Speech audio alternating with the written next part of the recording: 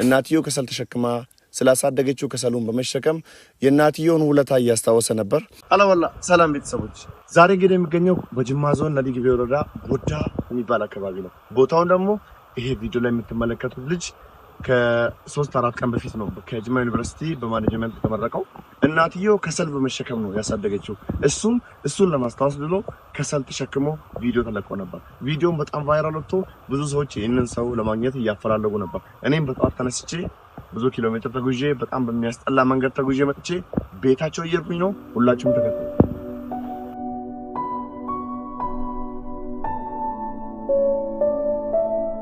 እንግዲህ አሁን ወደ እነሱ ቤት እየሄድን ነው። ባይዘ ልጁ የወጣበት አካባቢ በጣም ገጠር ነው።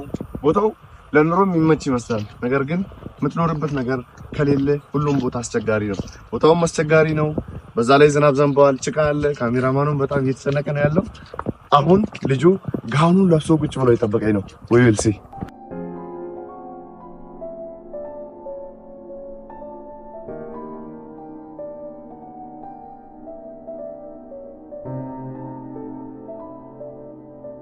ካጠገቤ የሚገኙት እንግዲህ ከሰሞኑ ሚዲያ ላይ መነጋገሪያ ከሆኑት ወንድማችን ሚስባና እናትዮ ናቸው። ሚስባ በማኔጅመንት በቀደም ነው ከጅማ ዩኒቨርሲቲ የተመረቀው። እሳቸው እናትዮ ናቸው። ቪዲዮና ፎቶ በጣም ቫይራል ወጥቶ ነበር። እሱም እናትዮ ከሰል በመሸከም አባትዮ እንጨት በመቁረጥ ነበር ልጁን ያሳደጉት። እሱም ቀን ስራ እየሰራ ነበር የተማረው። እሱም የእናትዮን ውለታ መመለስ ባይችልም ከሰሉን በመሸከም እሳቸውን አስታውሷል። እንዴት እንደሆነ በኦሮምኛ ይናገራሉ። አጠቃላይ በአማርኛ ነገሩን አስረዳቸዋለሁ። እማም ሰላም አለይኩም ነጋ keessani anabdi geetachoon jedhama baga gammaddan mucaa kana akkamitti guddiftani duraan ala barsiiftanu akkamittiin barsiifattani meenutti ma mucaa kana akkuma nama jedhu kana akkuma kan jedhu kana deebi akkuma sana baadhee guddisee nan barsiifadha jedheetani akkuma sana deebi uummanni jedhu kana baadhadheetan deebi guddifadhee sana simmoo deebi'ee ilmoon koo kunis barumsaa baratu itti fufeetu manaafa baratu ol deebisee sofii wajjin rakkatin jedheen deebi'ee hangafti isaas immoo kan baratu deebi'ee barataa dhaqimmoo addaan kutee deebi'ee kan jiru inni sina gargaaruudha ol deebi'ee isa kanan immoo itti daacumne barsiifannaa jedheen dhuguma akka inni jedhu kana isuma sanaayyuu baadhee immoo deebi'ee abbaa kana wajjin waluma guddifanne cabneetuma guddifnee barsiifannaa jennee isuma sin jedhu kana hojjenne kasala kana baadhanne yoo fedhe gaane olla duraan deebiinii barateetuma bakkaannaaf hagamu rabbiin koo jedheetan giidoo rabbeetiin ati yaa rabbi naa gargaari ati gargaarsa an humna sin qabu qabeenyaas immoo kanan barsiifadhuuni sin qabu yaa rabbi ati yaa giidoo keetiin naa gargaari ollaa fuudhi mucaa kana jedheetan kasala kana dhuguma baadhadhee hiyyeelleus jedhee mura'aa kooti sin cabsu cabu maaliifan deebi'ee rakkisa jedheen kasala kana baadhadhee miilla koo dhuwwan deema bar uffata gaarii tokko sin qabu uffadheen bashannanan jenne deebi'ee isumaan barsiifataa gaafa fedhe gargaaree hamman qabuun immoo gargaaree innis immoo deebi'ee caammaa gaarii tokko hin qabu uffata gaarii tokko sin qabu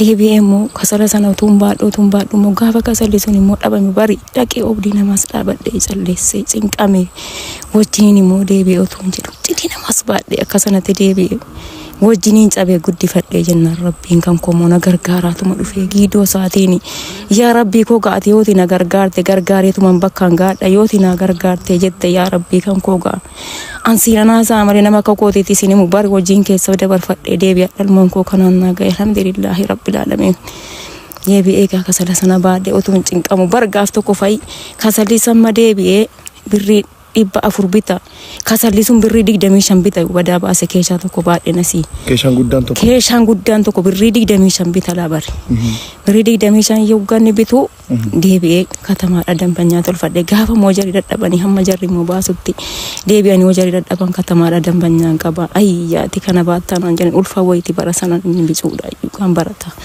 deebi'ee tanatti kana baattee garaatti baata mucaa kana deebi'ee barsiifadha mucaa tokkicha wayin jarri kan addaan kutayna duraa galanii kana tokkicha barsiifachuu jedheetan cinqamaa yaa jiran katamaan kiristaanis islaamis bahii ati kana baattaa jedhanii ennaan naqanarraa fuudhanii keeshaatti koo inni sa'attam cimu kun akkuma keetii kana deebi'anii dhaqanii keeshaanarraa dugdarraa na fuudhanii deebi'anii dhaqanii keessaa naqatanii keeshaanaa kennanii hadhamoo yoo waggaa dhabdee isa moo rakkatte kottuu fudhunu biraa ittiin fayyadami fudhu guyyaa biraallee naa fidi jennaan deebi'anii mallee mana qaqayyaratanii dhumanii deebi'ee immoo gaafani moo rakkadhee dhabee jedhe dhaqee jara biraa birrii sana fudhee yaa misboo koo atoo hin barataa barumsa kana sati hin beelaataa akkuma rabbi si gargaaretti gargaaree naa baradhuutii jedhee tan deebi'ee waggaa kana gara waggaa 3 hin baadhe kasala sana deebi'ee mammoo yaa mammaa koogaa barumsa kanatu baratu itti fufee ammas immoo sagachiisa masgida sandaa bootee dabarfatee naa sagachiisa rage qansiraa hojjetee immoo ana uffata bicuu gaarii immoo naa uffataa dhufe alhamdulillah yaa rabbii koogaa ati giidoo keetiin naa gargaaraadha ansilaa qabaadhee hin barsiifadhusi kan ollaa fuudhu yaa rabbii koosuma yaa gooftaa kan koo jedheetanii ala namoo gara sandaa bootee dabarfatee jennaan kasala kanatu hin badhu gara na yaa himmaa jeekoo bicuusii baroon jira qansiraa kanas hojjedheen si gargaara abbaan kootiin naa wajjin cabeera isaan iseen san kasala kana baddaa dhaqanii baatanu namni salana waynuun jedhaa dhisi qansiraa hamma tokko hojjedheetu manuu sii kennaayyuu jedheen isammas immoo bicuusii rabbiin naa gargaara dhufe inni manaas immoo bicuusii nama naa taatee ilmottiin kun deebitee na gargaara dhuftee sinni bicuunni angafisa ብዙዎቻችሁ ይህንን ልጅ እየፈለጋችሁት ነበር። ስሙ ሚስባ ይባላል። ስለራሱ ይንገራል። እኔ አማርኛ በስትክክል ስለማልችል በኦሮምኛ እናገራለሁ። ወንድሞቼና እህቶቼ ይቅርታ ይጠይቃችኋለሁ። አኒ መቃንኮ ሚስባ ሪዳ አባ ሞጋን ጀለማ ከኒን አለዴ ጉደዴ አናነ ዲጊቤ መጋላ ዲምቱራ ገንደ ቀጀሎ ከንጀደምቱ ናኖ ጉዳቲ ከኒን አለዴ ጉደዴ እቹ barnoota koos immoo achuma kutaa tokko kaasee hanga kutaa 7 magaalaa diimtuu mana barumsaa diimtuu sadarkaa tokkoffaatti kan hin barataa ture yeroo amma kutaa tokko kaasee hanga 7 baradhu kanatti haati koo abbaan koo muka muruudhaan abbaan koo haati koo immoo kasala baattee utuu namni safaraa hundi ilaalu utuu namni na beeku hundi ilaalu miila sii duwwaa magaalaa diimtuu daqiiqaa 30 kan isin deemtee katamaar deemtee kasala sana gurgurtee nu guddisaa turtee na barsiisaa turtee yeroon kutaa 7 ga'u jireenya sii kana ilaaluu waan dadhabeedhaaf barumsa kana addaan kutee gara magaalaa sandaaboo deemee quraana bicuu qara'ee achii dhufee barumsa kootti deebi'ee quraanni gaafan qara'ee kee barumsa kootti waan jabaadhuuf waan kana caala cimuuf jedheetiin magaalaa sandaaboo deemee kutaa 7 fixee ka'eetuun kutaa 8 ittiin darbin magaalaa sandaaboo deemee kutaa quraana koo waggaa 4 ergan achitti haffazee Shamaamad Abbaaboor nama jedhamu irratti achitti haffazee quraana koo ergan fixee ka'ee booddee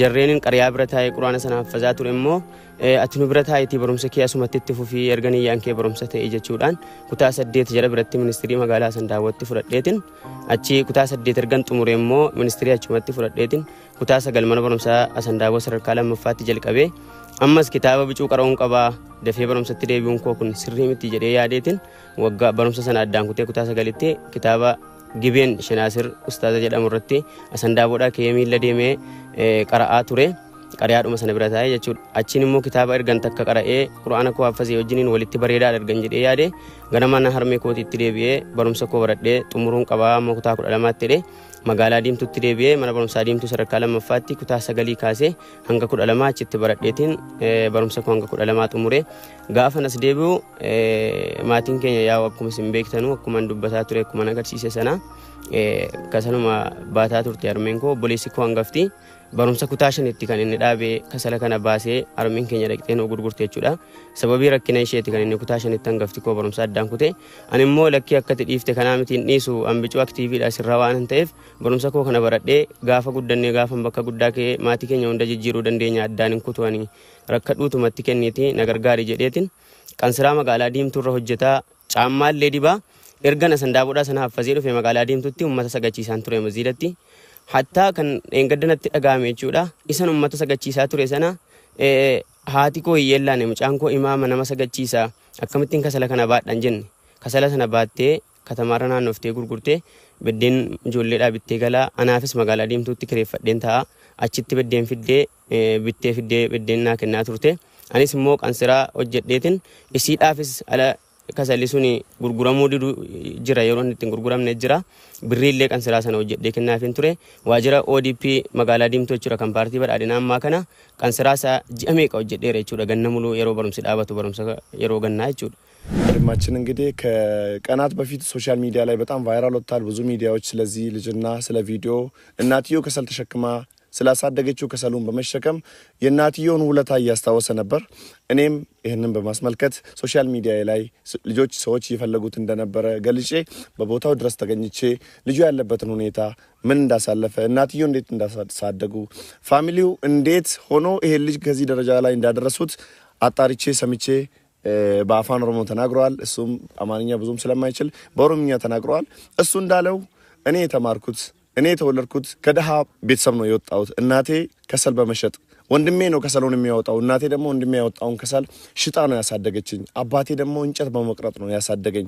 ተስፋ ይጨልሞብኛል ብዬ ተስፋ ቆርጬ አልተቀመጥኩም። ቀን ስራ እየሰራውኝ እጣን እያዞርኩኝ ብዙ መከራን አሳልፌ ነው እዚህ ደረጃ የደረስኩት። ነገር ግን የእናቴን ውለታ በዚህ መልኩ መግለጽ ባልችልም ለወደፊቱ ለእናቴ ማድረግ ያለብኝን ሁሉ ለማድረግ ዝግጁ ነኝ ይላል። ስለዚህ ማስተላለፍ የምፈልገው መልእክት ይህንን ቪዲዮ የምትመለከቱ ሰዎች ይህንን ወንድማችን በማኔጅመንት ስለተመረቀ የምትችሉት ስራ እንድትቀጥሩት። ብዙዎቻችሁ ይህንን ልጅና እናትየውን ለማገዝ ጥያቄ የጠየቃችሁን ነበር። ስለዚህ ወንድማችንንም እናታችንንም ማገዝ ለምትፈልጉ በዚህ አካውንትና በዚህ ስልክ ቁጥር እነሱን ደውላችሁ ማግኘት ትችላላችሁ። ይህንን ቪዲዮ ብዙዎቹ ጋር እንዲደርስልኝ ሁላችሁም ሼር አድርጉልኝ። እኔ አብዲ ጌታቸው አበበ ጫሊ ነኝ። ከበጀምቶታ ፊ ጃለተምቶታ ኦቦሎታ ኮ በከ ገራገራ ቴሰኒ ዳወተን ማቲን ኩን ማቲዋን ሴና ባየ ደበርሰ ሴና ዴራ ደበርሰ ደቂቃ ሙራሰ ግዱቲ ሴና ሳኒ ገባብሴ ስንት ሙን ደንደው ሴናን ሳኒ ባየ ዴራ ፊ ባላል አቶ መለገሩ ሃንጉመን ደንደው አንገውም ነኮቲን ስንት ሙፍ ቆዳንጅር ሜቢ ሚዲያን ኦቤን ዱፌሲ ወራባ ጅራ ቢፈ ዶክመንታሪቲን ሲምብራንገው ደንዳ